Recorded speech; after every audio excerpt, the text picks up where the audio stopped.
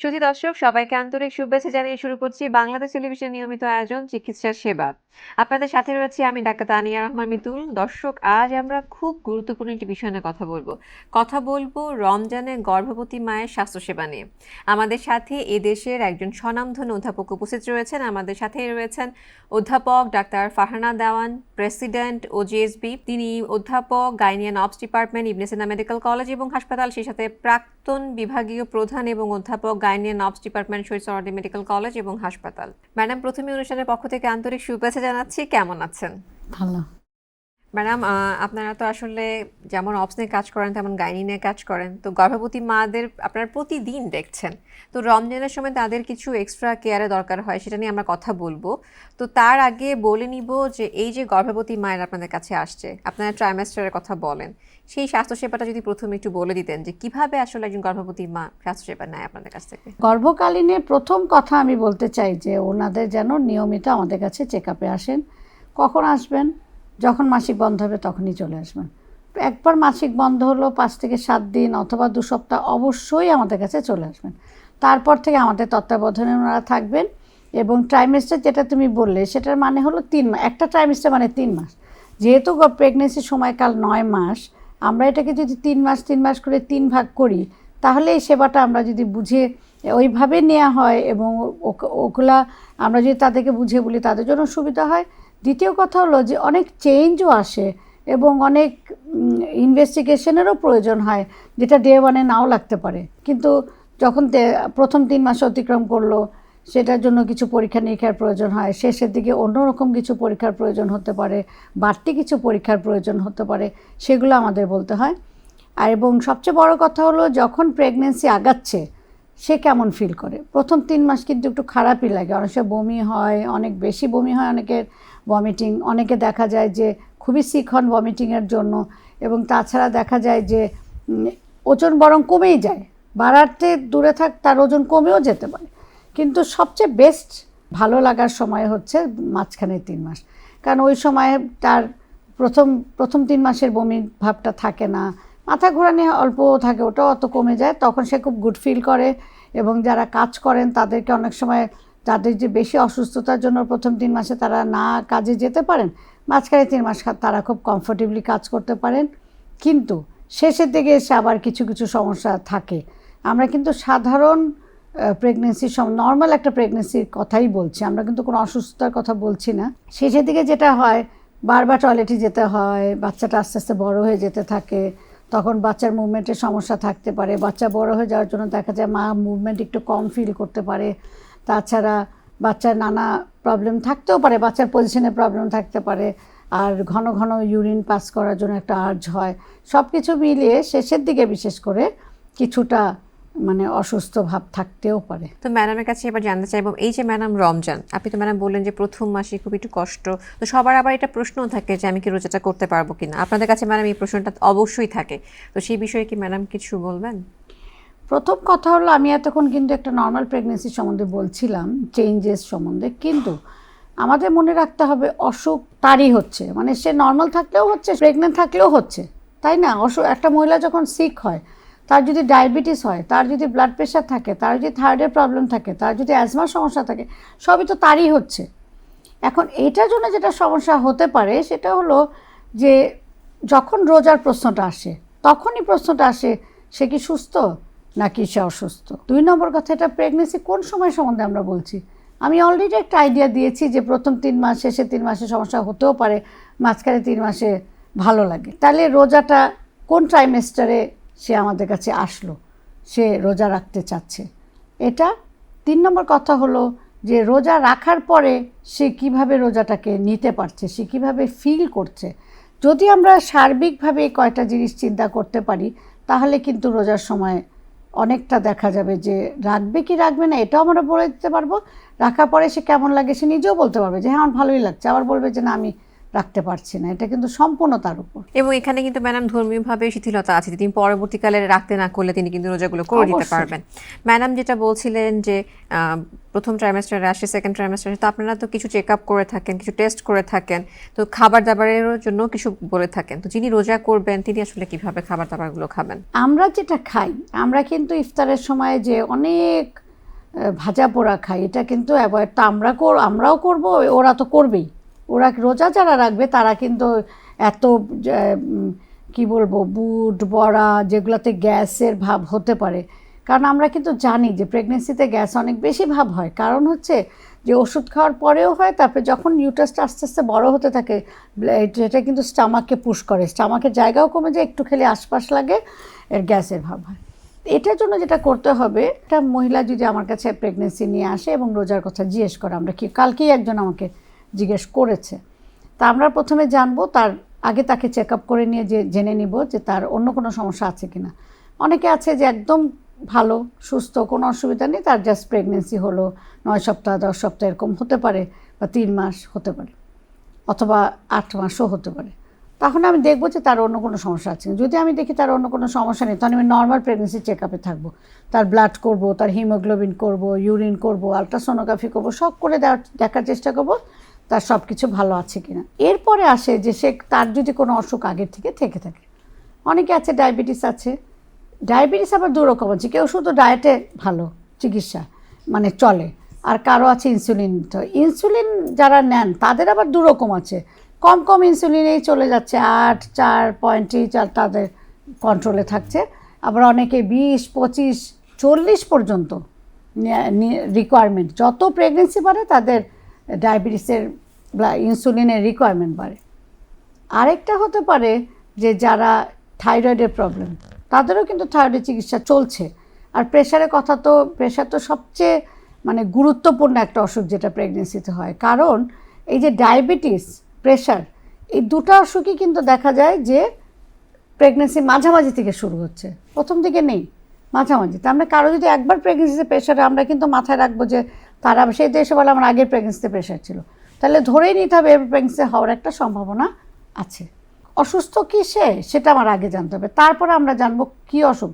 এখন এই যে ডায়াবেটিসের কথা বললাম, সে যদি ডায়াবেটিস থাকে, তার যদি ডায়াবেটিসের চিকিৎসা চলছে, তখন আমি কি রোজা রাখতে দিব কি দিব না আমাকে বুঝে নিতে হবে। তখন আমরা বলতে পারি ঠিক আছে একটা দুটা রেখে দেখুক। এখন আসি আমি খাদ্যাভ্যাস, যেটা তুমি জিজ্ঞেস করছিলে সেটা।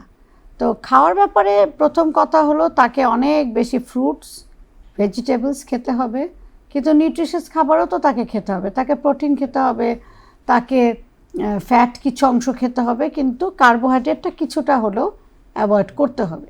তাহলে সে সেরিতে কী খাবে, ইফতারে কী খাবে, প্র্যাকটিক্যালি দুটো মিলিত, মানে ডিনার তো আমরা ধরবো, কিন্তু এই দুটো হলো মেইন।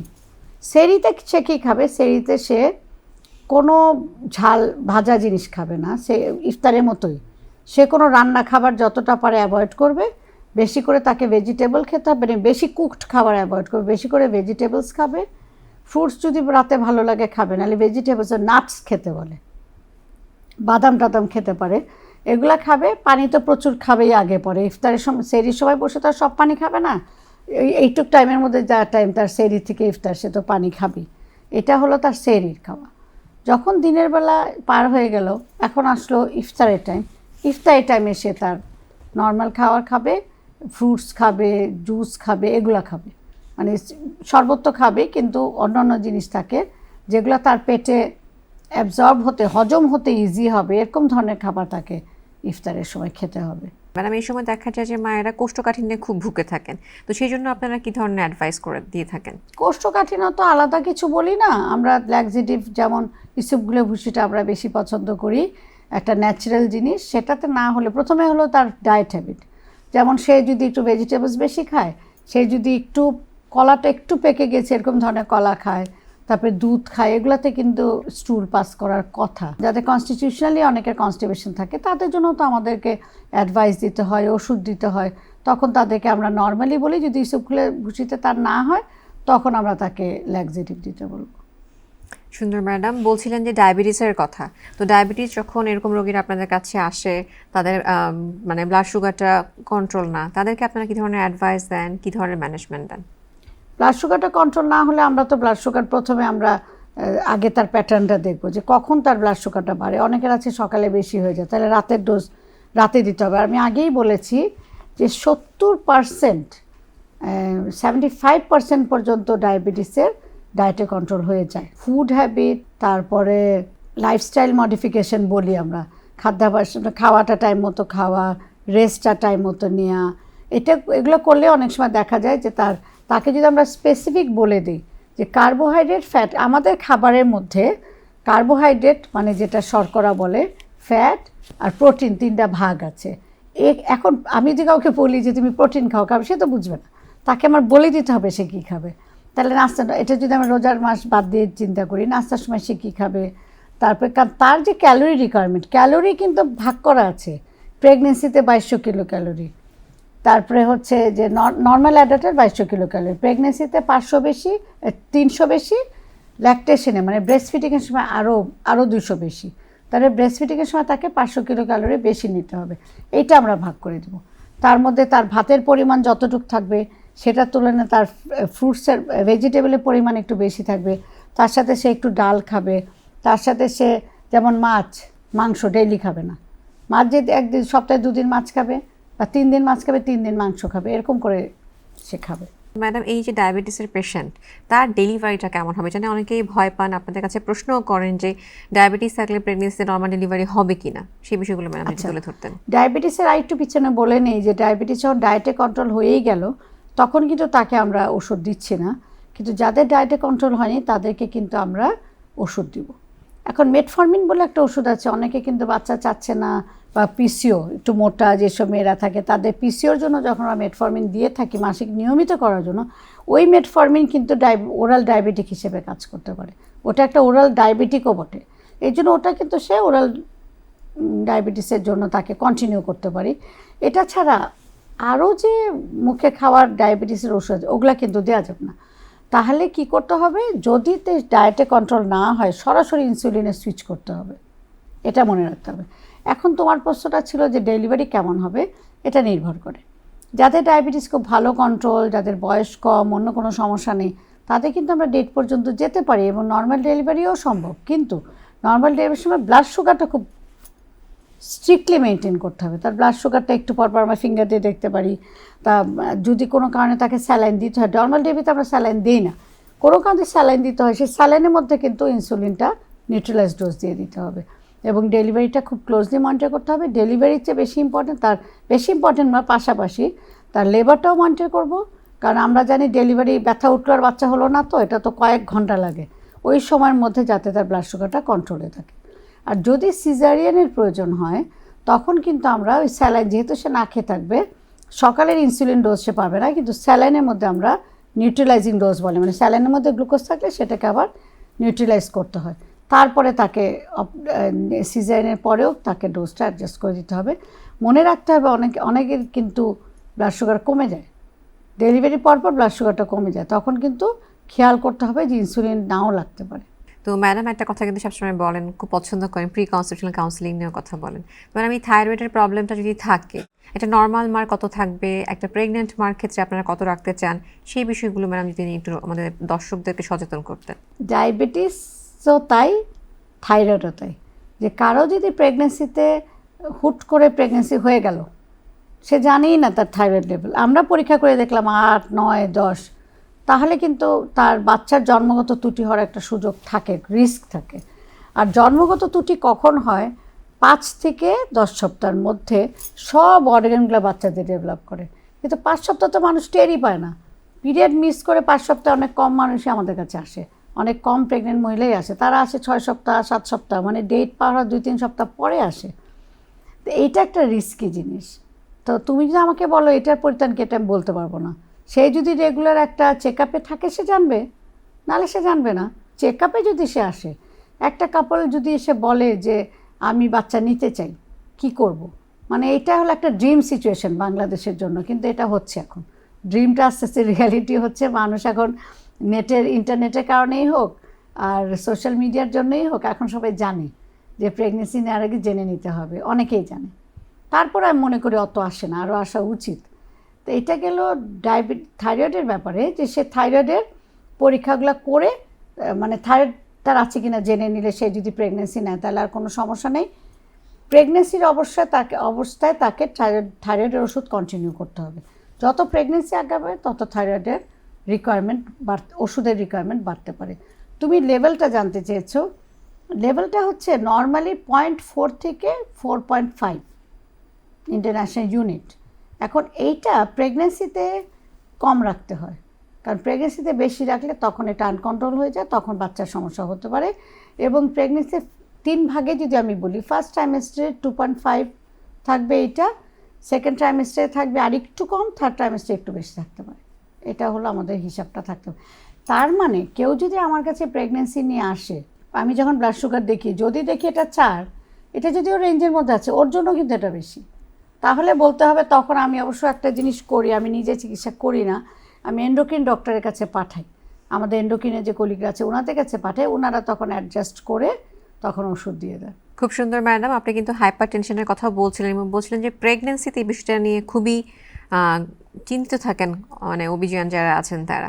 তো যিনি আসলে আগে থেকে হাইপার টেনশনে ভুগছেন তিনি তো একটা ওষুধ খাচ্ছেন, তো তিনি যখন প্রেগনেন্সি নেবেন তখন কি তিনি সেই ওষুধটি খাবেন কিনা, কিংবা সেক্ষেত্রে আপনারা কি ধরনের ব্যবস্থাপনা দিয়ে থাকেন? এটাও খুবই একটা গুরুত্বপূর্ণ প্রশ্ন এবং আমার মনে হয় এটা দর্শকদেরও জানা উচিত। যারা প্রেশারের জন্য ওষুধ খাচ্ছেন তারা কিন্তু প্রেশারে প্রেগনেন্সি আসলেই তাকে চেঞ্জ করতে হবে, তার মানে পিরিয়ড মিস করলেই সে ওষুধ চেঞ্জ করবে।